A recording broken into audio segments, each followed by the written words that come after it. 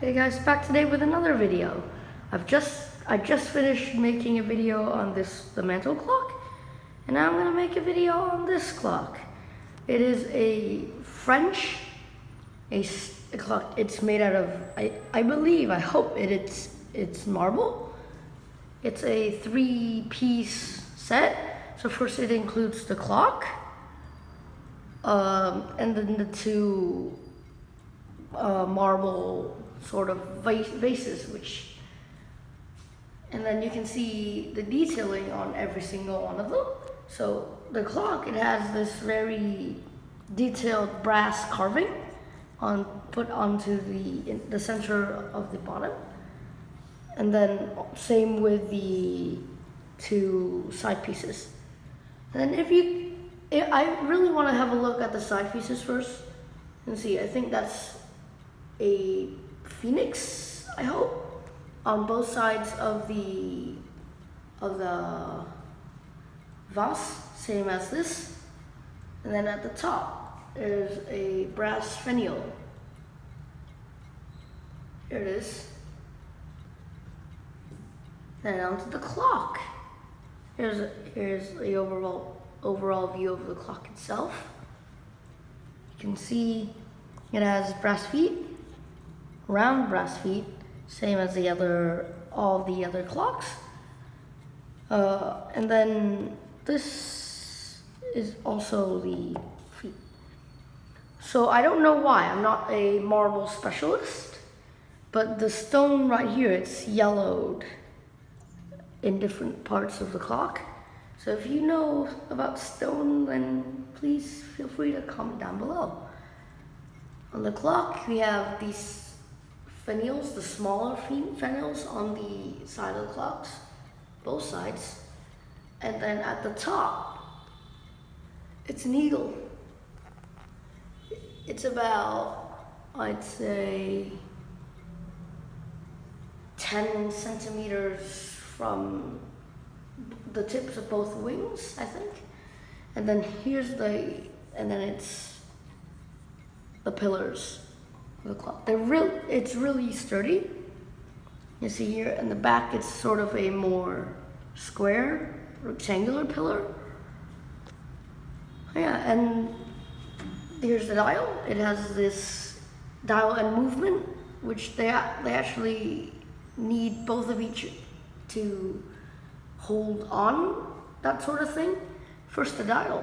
Here's the brass detailing underneath it, and then we open up this also round glass dial. You can see here's the dial, and it is, I think it's metal with, I think, ceramic coating on the outside.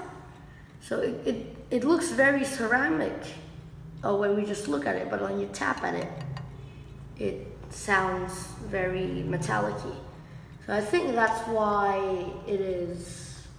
I think it's actually metallic. With the numbers, they're basically very classic French clocks from the 1880s to the 1890s. You have Roman numerals, and also the hands. You see these hands on many French clocks of the same time period. And so basically they're the round hands with like the very sharp tip. They're very small. I think the hour hand is like 2 or 3 centimeters long. And they're also really thin and fragile. And as we finish up with the dial, and obviously it has 2 keyholes. Here's the key. It has chime and it's strike and time. Here we go on to the pendulum.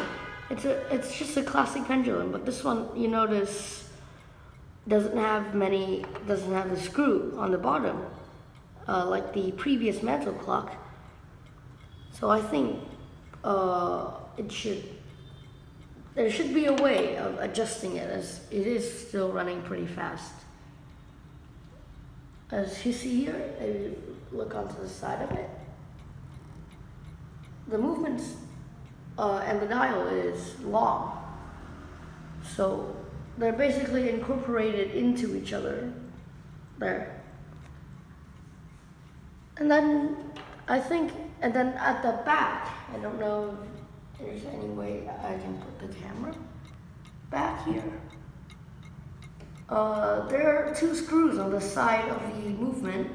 On the back, hold the movement and the back of the clock in place. So without those screws, the clock would probably fall apart. And here so a top-down view of the clock. Here it is. And then let's see if we can have a look at the movement. The strike wheel is the big wheel. I think it's on this side of the clock. I'm not looking at it. I'm not really sure. And then we have the bell and the hammer. I'm sure that the glass on the back door fell off. Still, you can also see the pendulum guide, and it's signed Paris. It's the last overall view of this clock. Oh yeah, if you want to listen to it chiming.